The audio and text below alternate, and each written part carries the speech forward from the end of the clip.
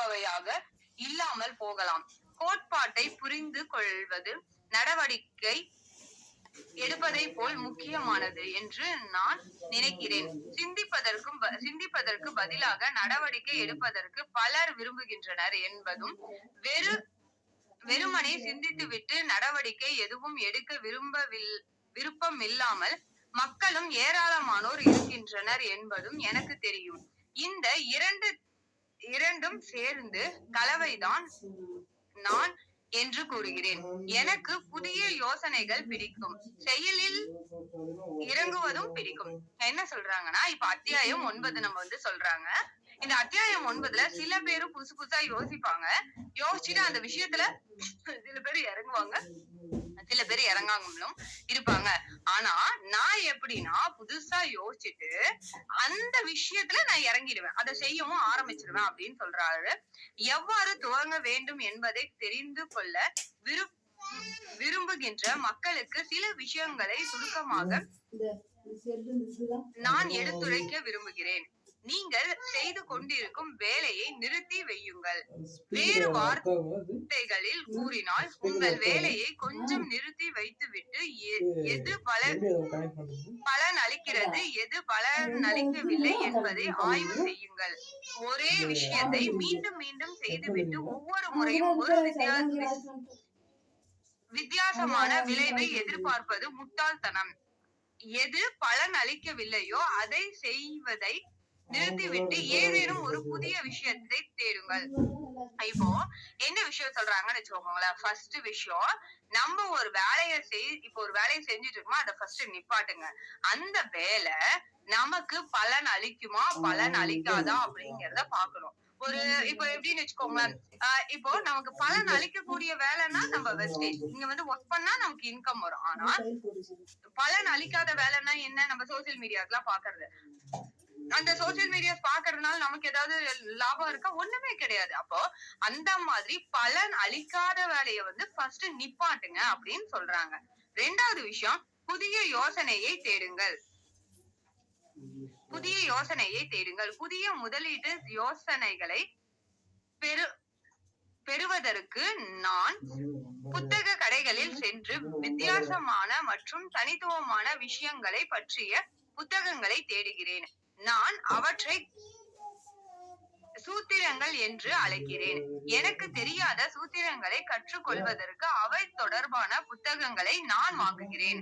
ரெண்டாவது என்ன சொல்றாங்கன்னா, புதிய முதலீடு யோசனையை பெறுவதற்கு புதுசா ஏதாவது கத்துக்கிறதுக்கு அவங்க புத்தக கடைக்கு போறாங்க. புத்தக கடைக்கு போயிட்டு அது ரிலேட்டடா புக்ஸ் வாங்கி படிங்க அப்படின்னு சொல்றாங்க. எடுத்துக்காட்டாக ஜோயல் மாஸ்கோவிட்ஸ் எழுதிய 16% சொல்யூஷன் என்ற புத்தகத்தை ஒரு புத்தக கடையில் நான் கண்டேன். அதை வாங்கி படித்துவிட்டு மறு வியாழக்கிழமை என்று அதில்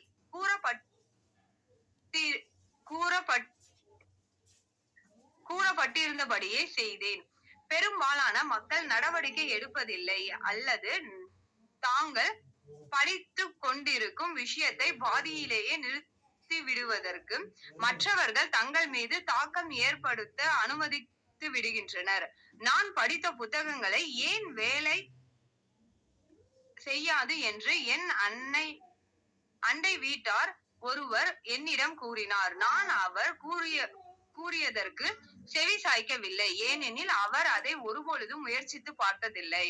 இப்போ இவர் ஒரு புக்கு படிக்கிறாரு. அந்த புக்கு படிச்சிட்டு இருக்கும் போது பக்கத்து வீட்டுக்காரர் சொல்றாரு, இதெல்லாம் சும்மா, இதெல்லாம் சக்சஸ் பண்ண முடியாது, நீ என்ன சும்மா புக்க படிக்கிறேன்னு சொல்றாரு. ஆனா இவரு அவர் சொல்றதுக்கு செவி சாய்க்கல. அதே மாதிரிதான் நம்ம பிசினஸ்ல, நம்ம இந்த பிசினஸ்குள்ள வந்ததுக்கு அப்புறம் நிறைய பேரு நம்மளை சுத்தி டிமோட்டிவேட் பண்ணுவாங்க. அவங்க சொல்றதெல்லாம் நம்ம கேட்டோம்னா இங்க சக்சஸ் பண்ண முடியாது அப்படின்னு சொல்றாங்க. மூணாவது, நீங்கள் செய்ய விரும்புவதை ஏற்கனவே செய்துள்ள ஒருவரை கண்டுபிடியுங்கள். இது சரணம் பிரதர் அடிக்கடி சொல்லுவாங்க பாத்தீங்களா, சக்சஸ் சீக்ரெட் ட்ரைனிங்ல. சக்சஸ் சீக்ரெட்னா என்ன, யாரு ஆல்ரெடி சக்சஸ் பண்ணிருக்காங்களோ அவங்க என்ன பண்ணாங்கன்னு கத்துக்கோங்கன்னு சொல்லுவாங்க. அதுதான் இங்க சொல்றாங்க. நம்ம ஒரு விஷயத்த செய்ய விரும்பணும்னா ஏற்கனவே செய்துள்ள ஒருவர்கிட்ட போய் நம்ம கேட்கணும்ங்கிறாங்க. அவர்களை மதிய உணவிற்கு வெளியே அழைத்து சென்று உங்களுக்கு விருப்பமான விஷயம் குறித்து அவர்களிடம் தெரிந்த உத்திகளையும் நுணுக்கங்களையும் பற்றி கேட்டு தெரிந்து கொள்ளுங்கள். எடுத்துக்காட்டாக, அரசாங்கத்தில் ஒரு முதலீட்டு திட்டம் உள்ளது. அடமான வரி பத்திரம் என்று அது அழைக்கப்படுகிறது. ஒருவர் தனது சொத்து வரியை அரசாங்கத்திற்கு செலுத்த தவறும் பொழுது அந்த வரி பாக்கியை நீங்கள் செலுத்தினால் உங்களுக்கு ஒரு பத்திரம் வழங்கப்படும். அதன்படி நீங்கள் செலுத்திய தொகைக்கு அரசாங்கம் உங்களுக்கு ஆண்டொன்றுக்கு 16% வட்டியை கொடுக்கும். பிறகு அந்த சொத்தின் உரிமையாளர் தன் வங்கி பணத்தை செலுத்த உங்களது முதல் உங்களுக்கு திருப்பி கொடுக்கப்படும். ஒருவேளை அந்த உரிமையாளர் தொடர்ந்து தன் பாக்கியை செலுத்த தவறினால் ஒரு குறிப்பிட்ட காலத்திற்கு பிறகு அந்த சொத்து அரசாங்கத்தால் ஏலத்திற்கு விடப்படும். அப்பொழுது அதை வாங்குவதற்கு முதல் உரிமம் உங்களுக்கு கிடைக்கும். எப்படி பார்த்தாலும் இது ஒரு சிறந்த முதலீடுதான். இது பற்றி அதிகமாக தெரிந்து கொள்வதற்கு நான் மாவட்ட வரி அலுவலகத்திற்கு சென்று அங்கு வேலை பார்த்து கொண்டிருந்த அரசாங்க ஊழியரை கண்டுபிடித்தேன். அவரும் இந்த பத்திர முதலீடு செய்திருந்தார் என்பதை நான் கண்டறிந்தேன். உடனடியாக மதிய உணவிற்கு என்னுடைய வருமாறு அவருக்கு நான் அழைப்பு விடுத்தேன். நாங்கள் உணவருந்திய பொழுது அந்த முதலீடு பற்றி தனக்கு தெரிந்த விஷயங்களை என்னிடம் அவர் மகிழ்ச்சியாக பகிர்ந்து கொண்டார். மதிய உணவு முழுவதும் அவர் அந்த முதலீடு தொடர்பாக அனைத்தும் எனக்கு காட்டினார். அடுத்த நாள் அவரது உதவியுடன் 2 பெரிய சொத்துக்களை கண்டுபிடித்து அவற்றுக்கான வரி பத்திரங்களை வாங்கினேன். அவை இன்று வரை எனக்கு 16% வட்டி அளித்து வருகிறது. நான் முன்பு குறிப்பிட்ட புத்தகத்தை படிப்பதற்கு எனக்கு 1 நாள் ஆனது. நடவடிக்கை எடுப்பதற்கு 1 நாள் தேவைப்பட்டது. மதிய உணவிற்கு 1 மணி நேரம் ஆனது. 2 பெரிய முதலீடு செய்வதற்கு 2 நாள் ஆயின.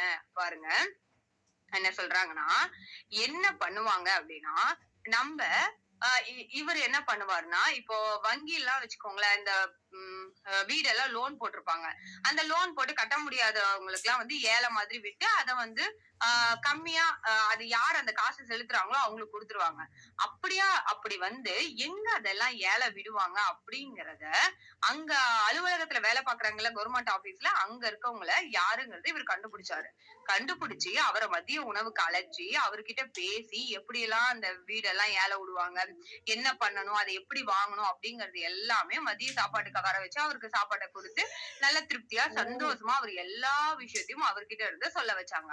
அடுத்தது என்ன பண்ணாங்க அப்படின்னா, அடுத்த நாளே இவர் எல்லாத்தையும் கத்துக்கிட்டாரு இல்லைங்களா, அடுத்த நாளே எங்க வீடு கம்மி விலைக்கு ஏலத்துக்கு போகுதோ அந்த வீட்டை இவரு வாங்க ஆரம்பிச்சாரு. இதுக்கு அவருக்கு எவ்வளவு நாள் டைம் ஆச்சாம்?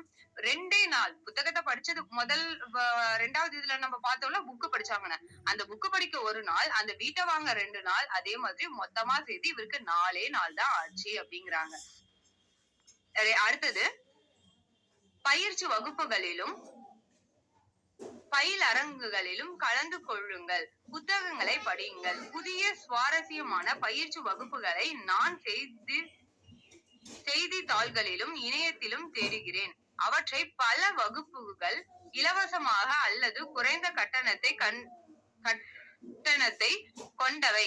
நான் கற்றுக்கொள்ள விரும்பும் விஷயம் தொடர்பாக மிக அதிக கட்டணத்துக்கூடிய பயிலரங்குகளிலும் நான் கலந்து கொள்கிறேன். நான் பங்கு கொண்ட பயிற்சி வகுப்புகளில் காரணமாக நான் செல்வந்தனாக இருக்கிறேன். ஒருவேளை எனக்கு தேவையில்லை இந்த வகுப்புகள் கலந்து கொள்ளாத எனது நண்பர்கள் சிலர் நான் என் பணத்தை விரயம் செய்து கொண்டிருந்ததாக கூறினர். ஆனால் அவர்கள் அனைவரும் இன்றும் இதே வேலையில் தான் இருக்கின்றனர். அதிகமாக விண்ணப்பியுங்கள். நான் ஒரு சொத்தை வாங்க விரும்பும் பொழுது பல வீடுகளை நான் பார்க்கிறேன். பொதுவாக அவற்றுக்கு நான் கொடுக்க விரும்பும் விலையை குறிப்பிட்டு விண்ணப்பிக்கிறேன். எது சரியான விலை என்று உங்களுக்கு தெரியாவிட்டால் அது எனக்கு தெரியாது. வீடு மனை தரகரின் வேலை அது. அவர்கள்தான் விலையை குறிப்பிட்டு விண்ணப்பிக்கின்றனர். நான் மிக குறைந்த அளவு வேலையை செய்கிறேன். ஓகே. 2வது என்ன சொல்றாங்கன்னா, நெறைய பயிற்சி வகுப்புகள்ல சேருங்க. இப்ப நமக்கு வந்து அவங்க வந்து நெறைய பயிற்சி வகுப்புகள்ல சேருவாங்களாம். அதுல வந்து எங்க வந்து பணம் கம்மியா கட்டி பயிற்சி வகுப்புகள்லாம் இருக்கோ, அந்த மாதிரி பயிற்சி வகுப்புகள்ல சேருவாங்க. அப்ப அவங்க ஃபிரெண்ட்ஸ் எல்லாம் என்ன சொல்லுவாங்கன்னா, "இவ என்ன முட்டாள் மாதிரி என்னென்னமோ பண்ணிட்டு இருக்கான்னு" சொல்லுவாங்களாம். பேசுறவங்க எல்லாரும் இன்னும் ஏழையாவே தான் இருக்காங்க அப்படின்னு சொல்றாங்க. நெறைய விண்ணப்பிப்பாராம். எங்கெங்கெல்லாம் வீடு ஏலத்துக்கு வருதோ அதெல்லாம் அதிகமா விண்ணப்பிச்சு, அதுல வந்து பணம் நிர்ணயிக்கிறது யாருன்னா, அந்த அரசு அதிகாரிகள் தான் நிர்ணயிப்பாரு. அத வந்து இவரால எதுவும் சொல்ல முடியாது அப்படின்னு சொல்றாங்க. குடியிருப்பு வீடுகளை எவ்வாறு வாங்குவது என்று தனக்கு காட்டுமாறு என் தோழி ஒருவர் என்னிடம் கேட்டார். எனவே ஒரு சனிக்கிழமை அன்று அவரது முகவரும் நானும் சேர்ந்து 6 குடியிருப்பு வீடுகளை பார்த்தோம். அவற்றின் 2 வீடுகள் நன்றாக இருந்தன. ஆனால் அந்த 6 வீடுகளிலும் விண்ணப்பிக்குமாறு நான் அவரிடம் கூறினேன். அதன் உரிமையாளர்கள் கேட்கின்ற விலையை பாதி விலைக்கு விண்ணப்பிக்குமாறு நான் அவருக்கு அறிவுறுத்தினேன். அதை கேட்டு அவருக்கும் அவரது முகவருக்கும் கிட்டத்தட்ட மாரடைப்பு ஏற்பட்டு விட்டது. அது மரியாதை குறைவாக செயல் என்றும் அந்த உரிமையாளர்களை அது அவமதிக்கப்படுவது போல் இருக்கும் என்றும் அவர்கள் கருதினர். ஆனால் என் தோழியுடன் வந்த முகவர் அவ்வாறு கடினமாக உழைக்க விரும்பவில்லை என்று எனக்கு தோன்றியது. எனவே அவர்கள் எதுவும் செய்யாமல் வேறொரு வீட்டை பார்ப்பதற்கு அங்கிருந்து சென்று விட்டனர். அவர் இன்றும் சரியான விலையில் ஒரு வீட்டை தேடிக் கொண்டிருக்கின்றனர். இன்னொரு நபர் அந்த வீட்டை வாங்குவதற்கு ஒரு விலையை குறிப்பிட்டு விண்ணப்பிக்கும் வரை அது சரியான விலை என்று உங்களுக்கு தெரியாது. பெரும்பாலான உரிமையாளர்கள் அளவுக்கு அதிகமாக கேட்கின்றனர். ஒரு வீட்டின் உண்மையான மதிப்பை விட குறைந்த விலைக்கு ஒருவர் விலை பேசுவது அரிதான காரியம். இதிலிருந்து நீங்கள் கற்றுக்கொள்ள வேண்டிய பாடம் இதுதான். விலையை குறிப்பிட்டு விண்ணப்பம் செய்யுங்கள். ஒன்றை விற்க முயற்சிப்பது எப்படி இருக்கும் என்பது குறித்து முதலீட்டாளர்களால் இல்லாமல் மக்களுக்கு எந்த யோசனையும் விருப்பது இல்லை. பல மாதங்களாக நான் ஒரு வீட்டை விற்க விரும்பியிருந்தேன். எந்த விலைக்கும் நான் அதை விற்பேன். என் வீட்டுக்கு 10 பன்றிகளை கொடுத்தால் கூட நான் சந்தோஷப்பட்டிருப்பேன். அவர் கொடுத்த பன்றிகளுக்காக அல்ல, மாறாக என் வீட்டில் அவர் ஆர்வம் காட்டியிருப்பதற்கு. அவர் கொடுக்க விரும்புகின்ற 10 பன்றிகளுக்கு பதிலாக நான் ஒரு பன்றியை பண்ணையை விலையாக கேட்பேன். ஆனால் அந்த விளையாட்டு அப்படித்தான் வாங்குவது மற்றும் விற்பதை உள்ளடக்கிய இந்த விளையாட்டை குதூகலமூட்டும் ஒன்றாக இதை மனதில் வைத்துக் கொள்ளுங்கள். இது குதூகலமான இது வெறும் விளையாட்டு மட்டுமே. விலையை குறிப்பிட்டு விண்ணப்பம் செய்யுங்கள். சிலர் சரியென்று கூறக்கூடும். ஓகே. என்ன சொல்றாங்கன்னு பாருங்க. இவங்க வந்து என்ன பண்ணுவாருங்க அப்படின்னா, இப்ப வந்து வீடு வந்து அவங்களும் இவங்களுடைய ஃப்ரெண்ட் ஒரு தோழி வந்து இவங்க கிட்ட கேக்குறாங்க. இந்த மாதிரி எனக்கு வீடு வேணும்னு சொல்றாங்க. அப்ப இவர் வந்து ஒரு 6 வீட்டுக்கு கூட்டிட்டு போய் காமிக்கிறாங்க. காமிக்கும் போது அவங்க வீட்டுக்காரர் கூட ஒருத்தவங்க அவங்க ஃப்ரெண்டோட வீட்டுக்காரர் வருவாங்களே, அவங்க கிட்டயும் அவங்க ஃப்ரெண்டு கிட்டயும் சொல்றாரு. அவர் சொல்ற விலையை விட பாதி விலைக்கு நீங்க கேளுங்கன்னு சொல்றாங்க. உடனே இவங்க சொல்றாங்க, அப்படி நம்ம போய் கேட்டோம்னா அது அவங்கள வந்து அசிங்கப்படுத்துறதா இருக்கும். நான் அப்படி கேட்க மாட்டேன் அப்படின்னு சொல்றாங்க. சொல்லிட்டு அவங்க போயிடுறாங்க. அதுக்கப்புறம் அந்த வீடு வித்தாங்க இல்லைங்களா 6 வீடு, அந்த 6 வீடு வந்து வித்துட்டாங்க. ஏன்னா அதுக்கப்புறம் ஒரு வீட்டை விக்கிறவங்க யாரா இருந்தாலும் அதிக விலை சொல்லுவாங்க. நம்ம போய் அங்க கம்மி விலைக்கு கேட்கணும். அதே விலை அவங்க சொல்ற விலைக்கு நம்ம வாங்க கூடாது. அப்படி வாங்குறோம்னா அந்த இடத்துல நமக்கு நஷ்டம் ஏற்படும் அப்படின்னு சொல்றாங்க. சரிங்களா? சோ இன்னைக்கு வந்து நம்ம என்ன பார்த்தோம் அப்படின்னா, நம்ம என்னென்ன பண்ணணும் அப்படின்னு சொல்லிட்டு பார்த்தோம். நம்ம ஒரு வேலைய செய்யறோம் அப்படின்னா, அந்த வேலை நமக்கு பிரயோஜனமா இருக்குன்னா அந்த வேலைய செய்யணும். ஆகாவதியா வேலைய வந்து நம்ம எதுவுமே பார்க்கக் கூடாது. அப்படி பார்க்கிறோம் அப்படின்னா நமக்கு டைம் தான் வேஸ்ட் அப்படிங்கிறாங்க. புதிய யோசனைய தேடுங்கங்கிறாங்க. புதுசு புதுசா ஏதாவது திங்க் பண்ணிக்கிட்டே இருங்க. அது ரிலேட்டடா நெறைய புக்ஸ் வந்து வாங்கி படிங்க அப்படின்னு சொல்றாங்க. இப்ப நெட்வொர்க் மார்க்கெட்டிங் குள்ள வந்துட்டோம்னா, இது ரிலேட்டடா நெறைய புக்ஸ் எல்லாம் நம்ம வாங்கி படிக்கணும். அதே மாதிரி யார் வந்து சக்சஸ் பண்ணியிருக்காங்களோ, அவங்களுடைய கைட்லைன்ஸ் எடுத்துக்கோங்க. சக்சஸ் பண்றவங்களுடைய கைட்லைன்ஸ் எடுத்துக்கிட்டீங்கன்னா தான், நீங்க சக்சஸ் பண்ண முடியும். வீடே வந்து கம்மி விலைக்கு வந்து எங்க ஏலத்துக்கு போகுது அப்படிங்கிறது எல்லாமே அவரு பார்த்து, அந்த கம்மி விலைக்கு இவரு வாங்கி, அத அதிக விலைக்கு விப்பாரு. சோ அத வாடகைக்கு விடுவாரு. அது மூலியமா இவருக்கு லாபம் வருது. இத பேசுற எல்லாருமே, இது என்ன முட்டாள்தனமான வேலைம்பாங்க. பேசுறவங்க இன்னுமே பேசிக்கிட்டே தான் இருக்காங்க. ஆனா நான் வந்து என்னுடைய வாழ்க்கையில நெறைய விஷயங்கள மாற்றியிருக்கேன் அப்படின்னு சொல்றாங்க. லீடர்ஸ் இன்னைக்கு வந்து புக் ரீடிங் செஷன்ல கண்டிப்பா நெறைய விஷயங்கள நம்ம லேர்ன் பண்ணியிருப்போம். ஒரு பணக்காரங்களா ஆகணும் அப்படின்னா, நம்ம புதுசு புதுசா நெறைய விஷயங்கள படிக்கணும். பாருங்க பணக்காரர் எல்லாருமே புத்தகத்த படிக்கிறாங்க. சோ புத்தகத்த படிக்கணும். அதே மாதிரி வந்து ஒரு விஷயத்துக்குள்ள நம்ம இறங்கிட்டோம்னா, அத ஆழ்ந்து பண்ணணும். நம்ம பண்ணலாமா? வேணாமா? அப்படின்லாம் யோசிக்கக் கூடாது. வந்துட்டோம். இங்க என்ன பண்ணணும்? என்ன பண்ணி சக்சஸ் பண்ணணுமோ, அதுக்கான ஃபோக்கஸ வந்து நீங்க கன்சிஸ்டன்ட்டா பண்ணீங்க அப்படின்னா, இந்த பிசினஸ்ல உங்களால சக்சஸ் பண்ண முடியும். அப்படிங்கிறது சொல்லிக்கலாம். ஃபிரெண்ட்ஸ் இன்னைக்கு வந்து பாத்தீங்க அப்படின்னா, புக் ரீடிங் செஷன் உங்களுக்கு யூஸ்ஃபுல்லா இருந்திருக்கும்னு நினைக்கிறேன். ஃபிரெண்ட்ஸ் இன்னும் நமக்கு 3 நாள் தான் இருக்கு. 4 நாள் 28 இன்னைக்கு 29, 30, 31 தான் இருக்கு. 1ஆம் தேதி இந்த மாசம் கிடையாது. சோ யாரெல்லாம் உங்களுடைய லெவல் வந்து மூவ் ஆன் பண்ணணும்னு நினைக்கிறீங்களோ, அவங்க எல்லாருமே வந்து எஃபோர்ட் போடுங்க. முயற்சி பண்ணாம இங்க எதுவுமே நமக்கு கிடைக்காதுப்பா. உங்களுடைய முயற்சிய கைவிட்றாதீங்க. ஆ நம்ம வந்து மீட் எண்ட் பண்ணிக்கலாம். Thank you so much. Wish you well. Meet end பண்ணிக்கலாம். Thank you. என்னதான் பண்ற இப்ப நீ இன்னும்?